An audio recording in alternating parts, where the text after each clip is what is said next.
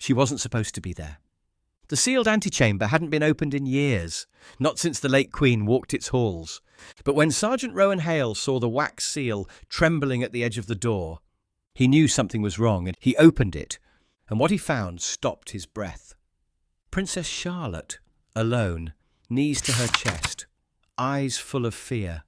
She looked up and whispered, "Please, don't let them find me." Down the hall the voices grew louder. Trump, Camilla, arguing over access, over optics, over protocol. But before they could reach the door, the guard stepped in front of it, not with a sword, not with anger, just one sentence. And when he spoke, the palace didn't just go quiet. It remembered who it was really supposed to protect. Before we show you exactly what he said and how the entire room reacted, drop a comment telling us where in the world you're watching from. Tap like, hit subscribe and turn on the bell, because what happens next inside the palace wasn't protocol, it was protection. The corridors of Buckingham Palace were never meant to carry sound, not truly. Their marble bones, centuries thick, absorbed noise like breath into stone. Footsteps softened, conversations swallowed, secrets held. But this afternoon, something in the air refused to settle. It was the kind of hour when nothing dramatic was supposed to happen. The official diplomatic tour had ended 15 minutes earlier. Delegates had been escorted back through the state entrance, and most royal aides assumed the evening would slip quietly into private formality. Tea, debriefings, a light dinner schedule. Yet the inner residential wing, usually hushed by design, now buzzed with a strange tension just beneath the surface. Not loud, just taut.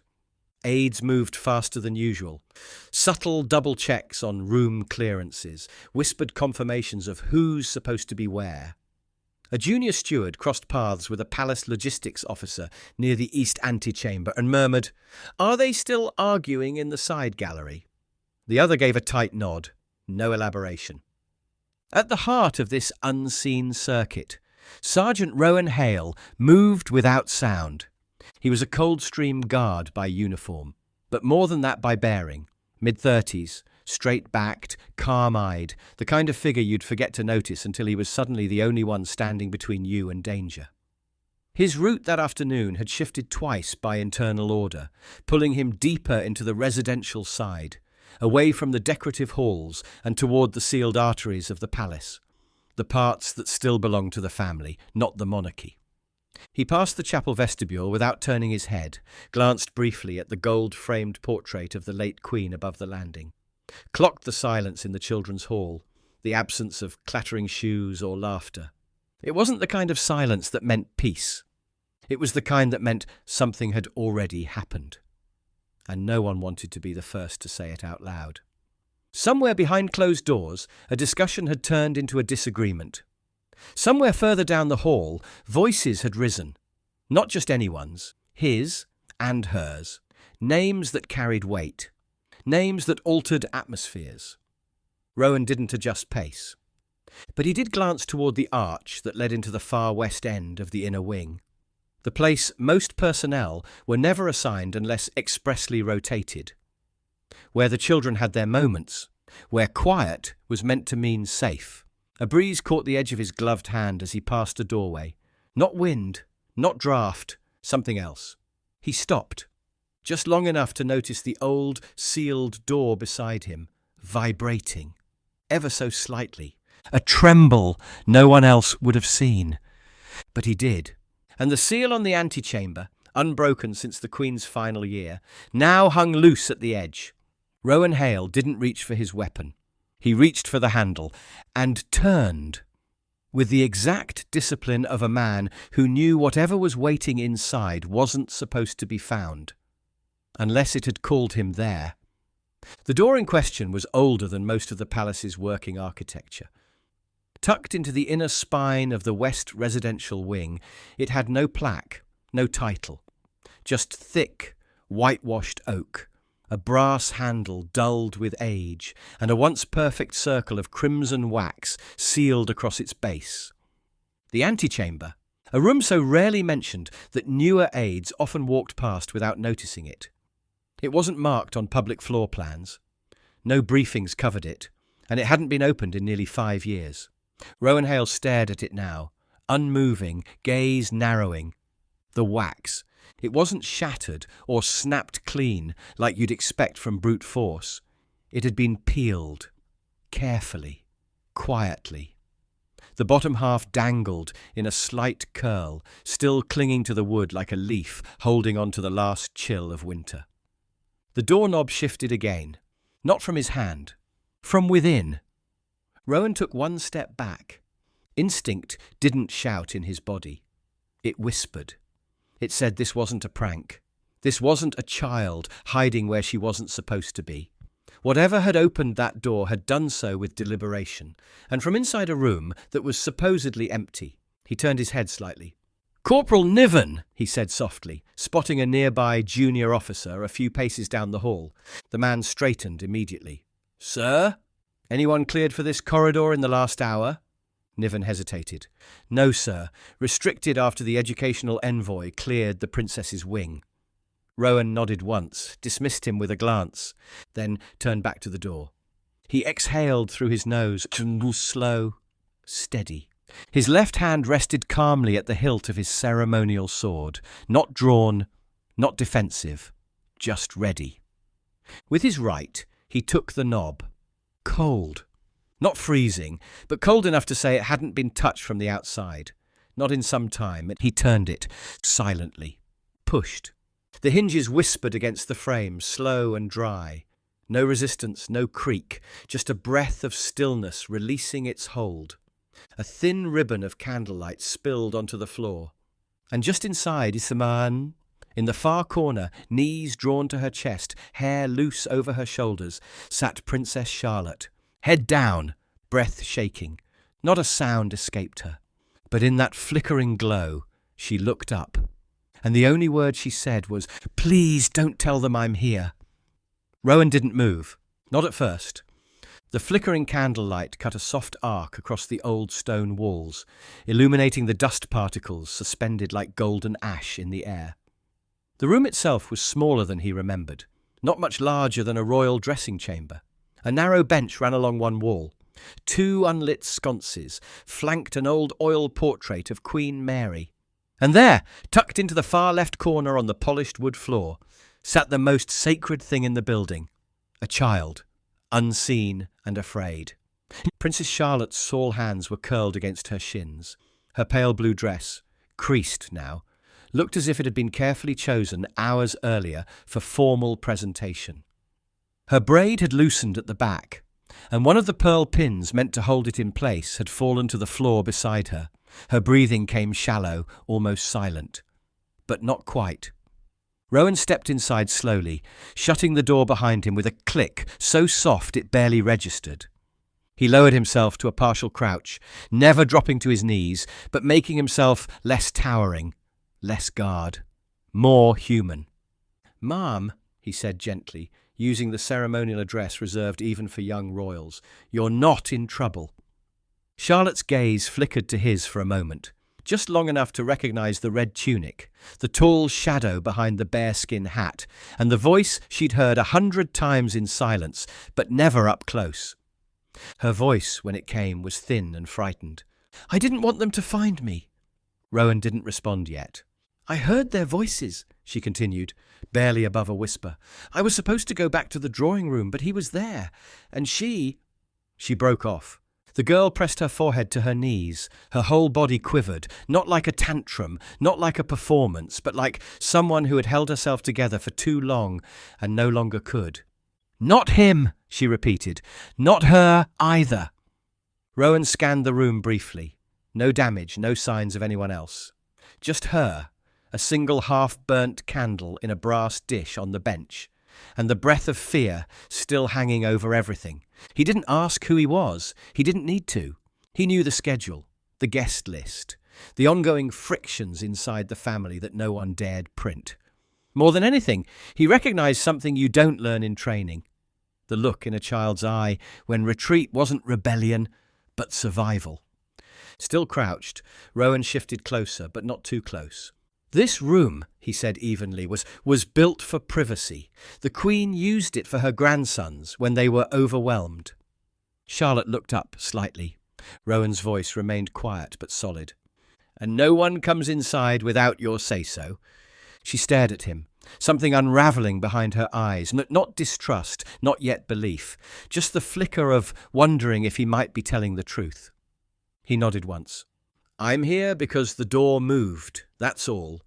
I won't ask why, but I'll stay until you want me to leave." Charlotte's voice broke through the quiet. "Please, don't let her come in!" Rowan turned toward the door without a word. Footsteps echoed down the corridor, distant, growing louder. And as Charlotte's breath caught again, Rowan rose, full height, back straight, boots planted before the door, like a fortress. Beyond the sealed door, the corridor had changed. The quiet was gone. What replaced it wasn't shouting, not yet, but volume that didn't belong in these halls. Ceremonial wings were built to carry silence. This kind of noise struck the architecture wrong, echoed wrong, felt like someone was scuffing marble with muddy boots.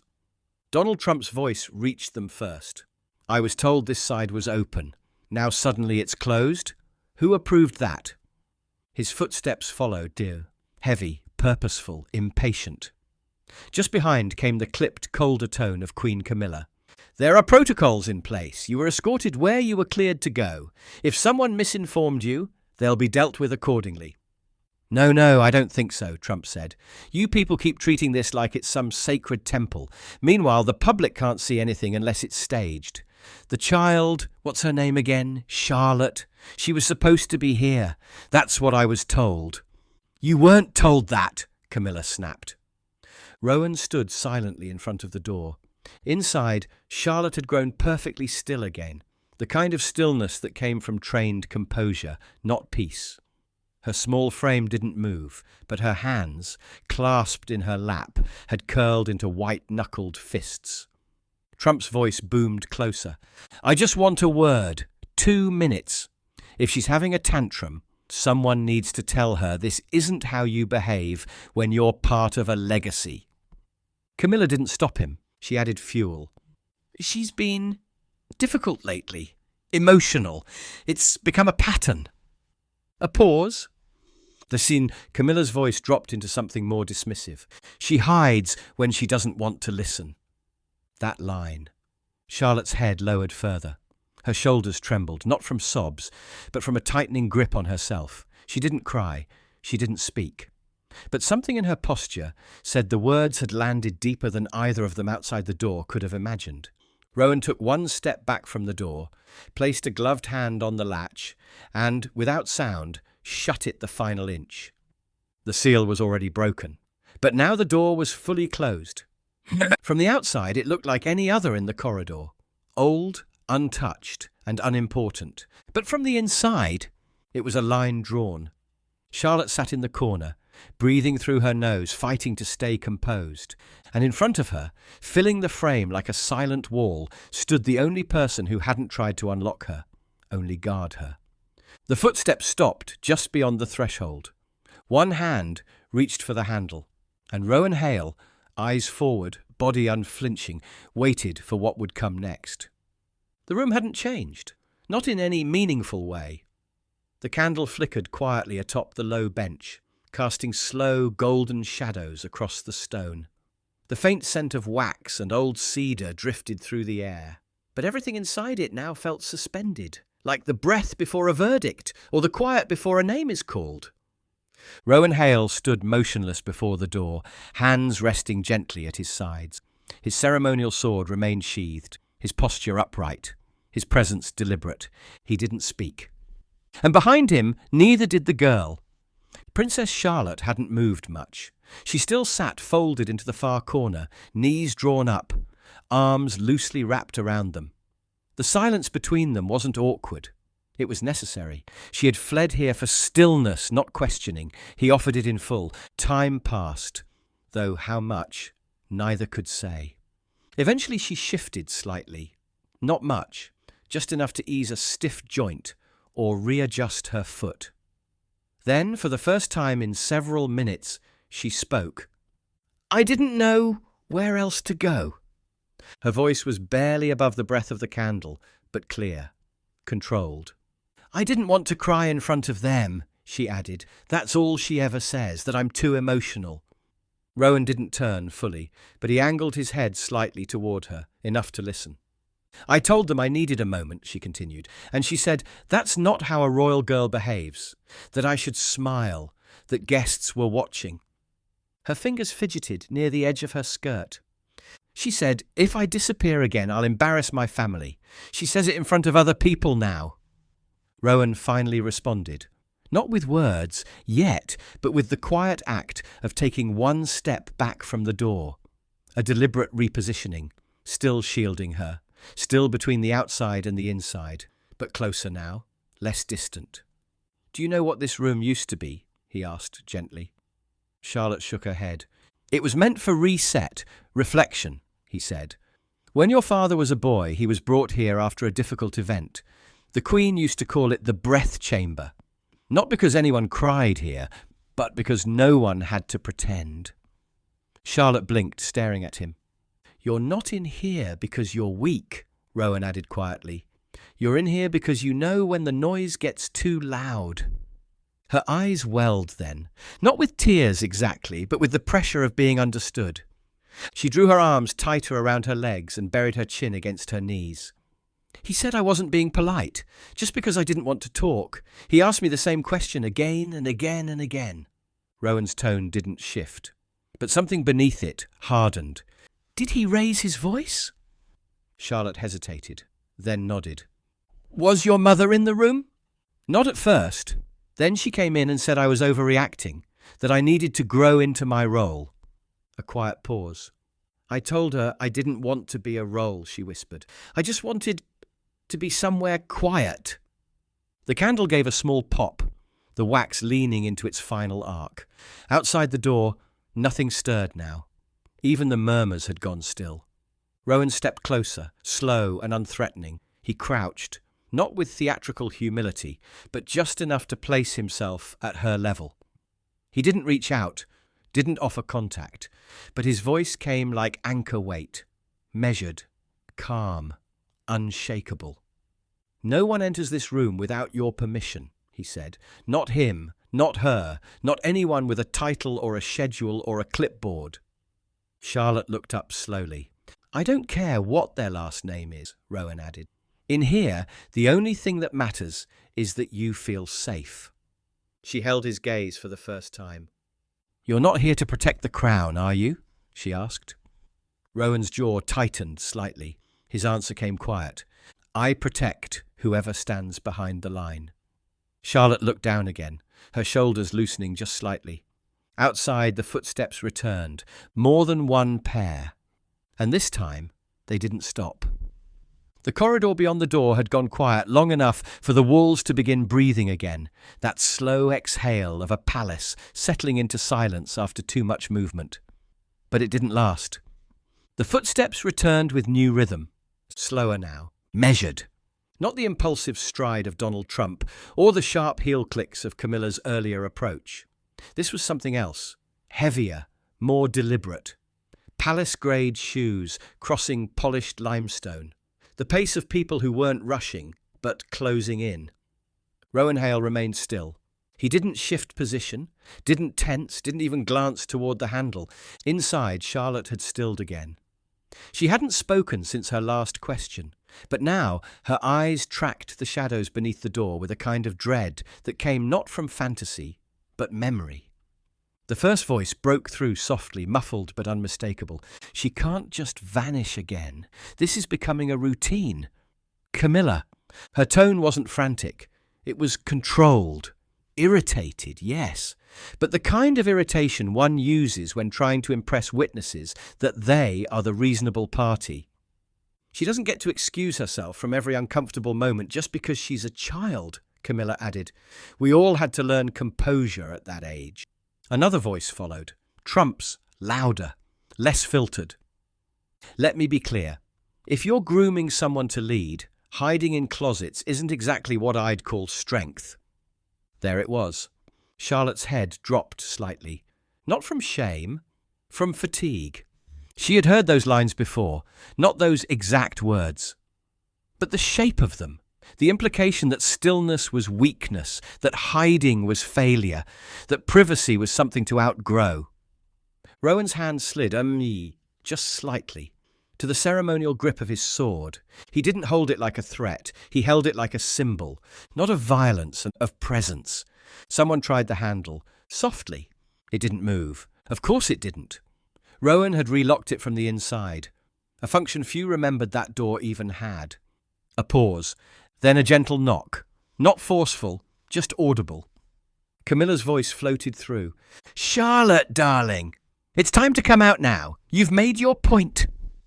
Rowan turned his head slightly toward the girl in the corner. She didn't move and didn't speak. He stepped forward, not to open the door, but to stand directly in front of it, so that if it did open, if anyone tried again, they wouldn't see the child first. They would see him. The knock didn't come again. Not immediately. A long silence followed, thick enough that even the walls seemed to hesitate. Rowan Hale stood, centered before the door, back straight, one gloved hand still resting calmly at his side. The light from the candle behind him stretched his shadow across the floor, long and unwavering. Then, from the other side, a click.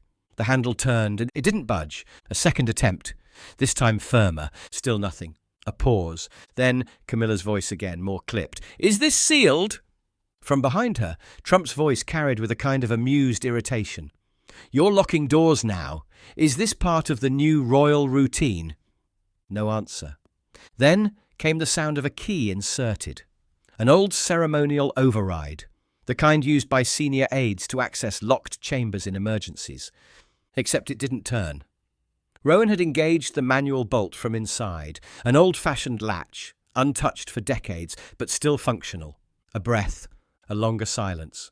Then came the voice, low, firm, British. "Who is inside?" It was one of the stewards, a senior one, likely sent to assess why the chamber had been accessed at all. Rowan Hale replied for the first time since sealing the door. "Coldstream Sergeant Rowan Hale, assigned post to inner wing, child present, access restricted." A pause, then, "Which child?" Rowan didn't raise his voice, but every word struck cleanly through the oak. "Princess Charlotte, unharmed, intact, seated voluntarily." Another pause. Then Camilla's voice, sharp again. "This is unacceptable. She does not have the authority to lock down a chamber, nor does a guard. Unlock this door immediately, Sergeant. That's a direct order from the Queen Consort." Inside the chamber, Charlotte flinched. Rowan did not. He turned slightly toward the girl seated in the corner. Her knees were still tucked up, but her eyes had lifted, not wide with fear anymore, just watching. He didn't speak to her. He simply turned back toward the door and opened it, just a fraction. Enough for light to bleed in, enough for them to see him. He filled the frames, a tall, silent, ceremonial hat brushing the top arch, sword untouched but present at his hip. Camilla stepped forward, expecting clearance. He did not move. She blinked, caught off guard. "Sergeant, I said—" He cut in. Not loudly, not forcefully, just clearly. "Ma'am," he said, "the princess is not hiding. She is seeking protection." Trump leaned into view then, looking past Camilla, eyes narrowing. "What kind of protection are we talking about?" Rowan didn't look at him, didn't shift focus, didn't need to, because the entire corridor had fallen silent. Camilla drew herself up. Her voice tightened. "She's a child. She's being dramatic." Rowan's tone remained level. "She asked not to be found. I am honouring that request." Camilla stepped closer. "And what gives you the right to override?" He didn't flinch. "She is not property. She is not protocol. She is a 10-year-old girl who requested space." From behind, the steward tried to intervene.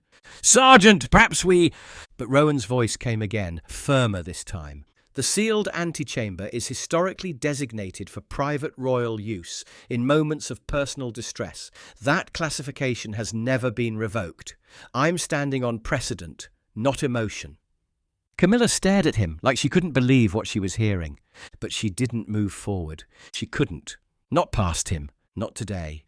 Inside the chamber, Charlotte breathed, and for the first time in hours, It sounded steady. Footsteps approached again, but these ones were different, quieter, intentional. They didn't rush, and yet the sound alone changed everything. Camilla straightened, her jaw stiffening slightly as her eyes turned toward the corridor's bend. Trump shifted his stance, clearly trying to read the room. Even the steward nearest the door took a small step back without thinking, and then they came into view. Prince William, Catherine, Princess of Wales. They didn't arrive with fanfare or escort, no announcement, no flash of senior aides preceding them, just the two of them, walking shoulder to shoulder with the kind of presence that didn't need introduction.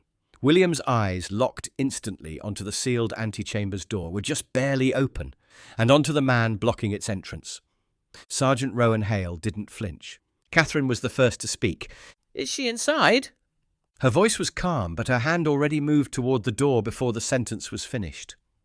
Rowan's body shifted just enough to make space for her, and only her. Catherine entered without hesitation. From inside, Charlotte's voice broke through. "Mum!" The sound of her mother's footsteps quickening, a soft, audible exhale of relief. The quiet sound of arms wrapping around a child, and silence. William remained outside, eyes scanning every face, Trump, Camilla, the steward, the junior aide, frozen at the corner. "What happened?" he asked evenly. Camilla spoke first, already shaping the narrative. "She ran off, hid. The sergeant is overstepping. The girl's been spiralling for days." William held up a single hand. "Did you see her run?" Camilla's mouth opened, then closed again. William turned to Rowan. "Report." Rowan stood at full attention, voice steady. "At 16:42, while on patrol through the inner residential wing, I noted air movement inconsistent with known airflow vectors. Found the sealed antechamber door ajar. Wax seal broken from the inside. Upon entering, discovered Her Royal Highness Princess Charlotte seated on the floor, upright, emotionally distressed, but uninjured. She expressed a desire not to be found. I secured the room and positioned myself accordingly." William nodded once, his face unreadable. Trump crossed his arms. "She's fine. Bit overblown, don't you think?" William ignored him entirely.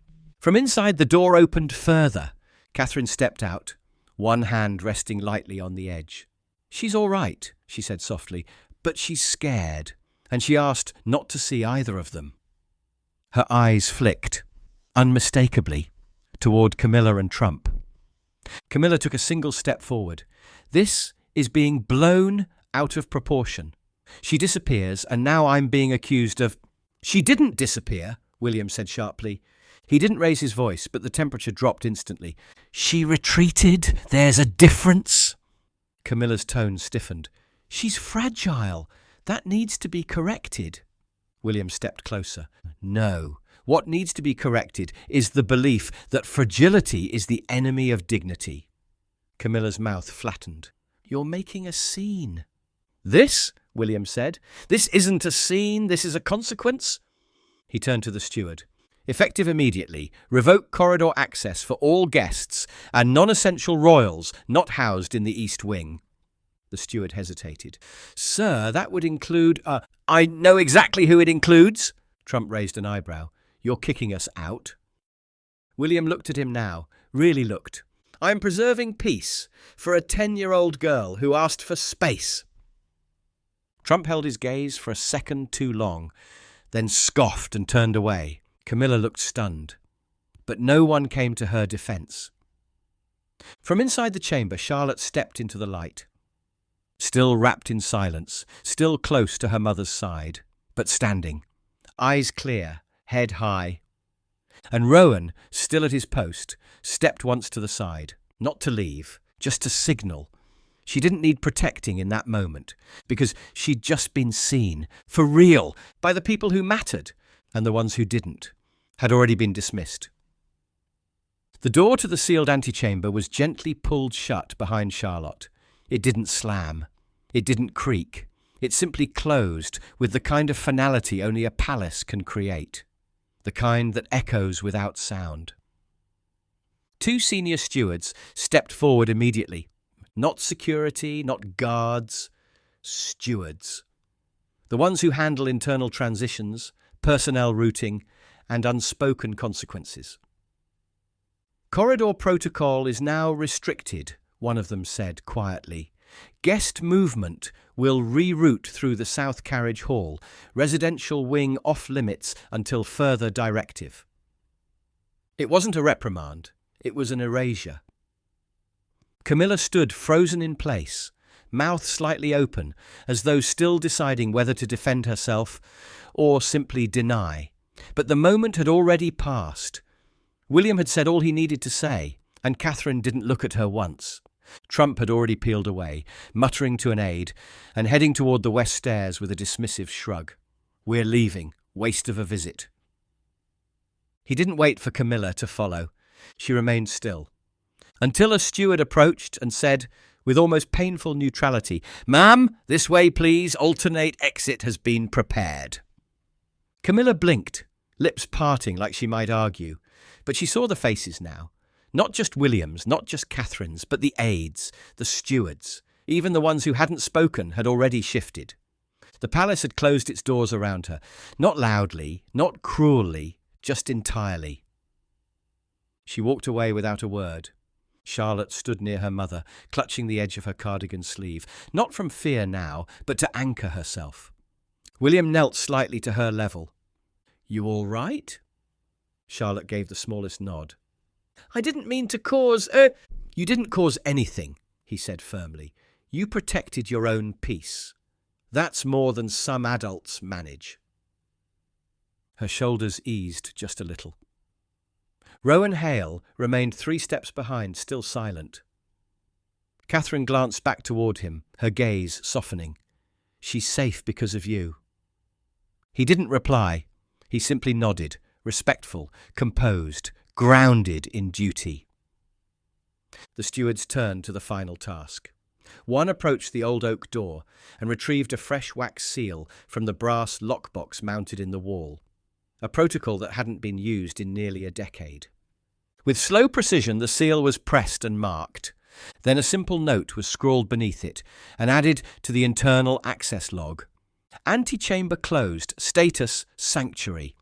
No fanfare, no press release, just a closed door. And a silence that meant something had been restored. The light had shifted by the time they returned to the corridor. Golden now, the long, late shafts of afternoon sun stretching through the tall western windows, tracing the lines of the old stone, and catching on dust motes suspended like stars. Most of the palace had resumed its rhythm. Muffled footfalls, soft doors closing, aides resuming routines they couldn't delay any longer. But here, in the quiet stretch between the antechamber and the family gallery, time still held its breath. Sergeant Rowan Hale stood at post once more. His uniform was unchanged, his boots planted, ceremonial hat restored, sword still sheathed at his side. But there was something different now. Not in his stance, but in the weight behind it. The way he carried silence as if it had meaning.